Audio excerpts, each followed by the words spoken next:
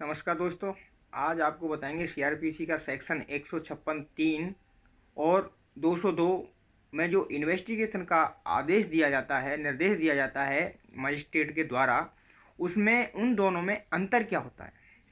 ये बहुत ही महत्वपूर्ण बात है, आपके लिए जानने योग्य बात है, तो कृपया इसको ध्यान से सुनिए कि 156(3) का जब इन्वेस्टिगेशन का निर्देश दिया जाता है मजिस्ट्रेट के द्वारा, वो जब दिया जाता है जब किसी पीड़ित के साथ में कोई अपराध हुआ और वो पुलिस स्टेशन गया और अपराध संज्ञेय था, लेकिन संज्ञेय मामलों में जिसमें कि पुलिस को एफआईआर लॉन्च करनी चाहिए थी लेकिन पुलिस ने एफआईआर लॉन्च नहीं की, तो वो क्या है, वो मजिस्ट्रेट के पास गया व्यक्ति।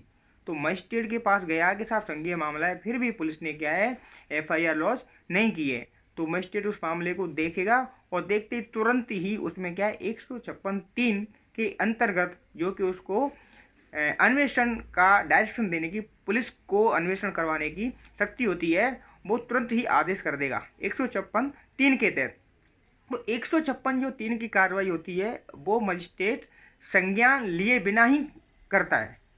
मतलब ये क्या है, संज्ञान लेने से पहले की स्थिति है। ये जो प्रक्रिया है 156(3) की, वो संज्ञान लेने से पहले की प्रक्रिया है जो मजिस्ट्रेट के द्वारा की जा रही है।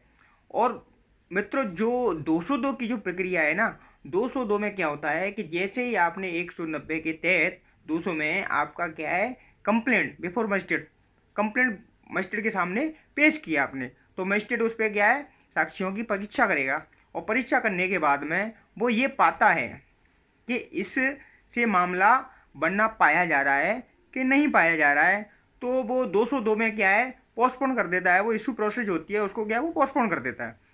तो पोस्टपोन करने के बाद में वो ये देखता है कि इसमें इन्वेस्टिगेशन करवाना चाहिए या जांच करनी चाहिए। तो या तो वो स्वयं इंक्वायरी कर सकता है, या इन्वेस्टिगेशन की जरूरत है तो या तो किसी पुलिस ऑफिसर से या किसी अन्य व्यक्ति से जिसको वो उचित समझता है कि इस व्यक्ति से करवाया जा सकता है इन्वेस्टिगेशन, उससे वो इन्वेस्टिगेशन करवा सकता है।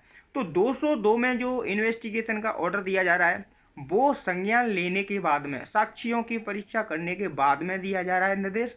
और जो 156(3) में दिया जा रहा है, वो 156(3) में संज्ञान लेने से पहले दिया जा रहा है। तो इस बात का विशेष ध्यान रखना कि 156 में जो आदेश दिया जाता है 156(3) में इन्वेस्टिगेशन का, वो संज्ञान लेने से पहले दिया जाता है और संज्ञेय मामलों में ही दिया जाता है। क्योंकि 156(3) का जब आदेश दिया जाता है तो फिर पुलिस ऑफिसर को क्या है, उसमें एफआईआर लॉन्च करनी पड़ती है और ऐसे ही इन्वेस्टिगेशन करता है जैसे अगर वो खुद भी 154 में एफआईआर लॉन्च करता और इन्वेस्टिगेशन करता, तो उसमें वैसे ही प्रोसेस वो फॉलो करेगा 156(3) में, मतलब संज्ञेय मामलों में। और 202 की है, उसमें मामला संज्ञेय है या असंज्ञेय, ऐसा कोई क्लियर वर्णन नहीं है। और 202 के जो बयान 202 का जो ऑर्डर दिया जा रहा है, किसका, मजिस्ट्रेट के द्वारा इन्वेस्टिगेशन का, तो वो क्या है, वो कॉग्निजेंस लेने के बाद में दिया जा रहा है। दूसरी बात कि उसमें या तो पुलिस ऑफिसर को दिया जा रहा है या अन्य व्यक्ति को। तो अन्य व्यक्ति जो शब्द आया है उसमें, तो अन्य व्यक्ति को पुलिस की सारे पावर होंगे इन्वेस्टिगेशन करने के, लेकिन जो अभियुक्त को अगर गिरफ्तार करने की जरूरत पड़ती है तो वो अन्य व्यक्ति है ना, बिना वारंट के, मजिस्ट्रेट से जब तक वारंट नहीं ले लेगा वो उस व्यक्ति को अरेस्ट नहीं कर सकता है। लेकिन इसमें पुलिस के स्पेशल कुछ बताया नहीं है, तो इसका मतलब क्या है कि पुलिस बिना वारंट के भी अरेस्ट कर सकती है, क्योंकि उसको इन्वेस्टिगेशन का पावर दे रखा है ना, जो पावर 156 में दे रखा है, उस 56 की पावर को एक्सरसाइज करते हुए वो वहाँ अभियुक्त को बिना वारंट के भी गिरफ्तार कर सकती है। धन्यवाद।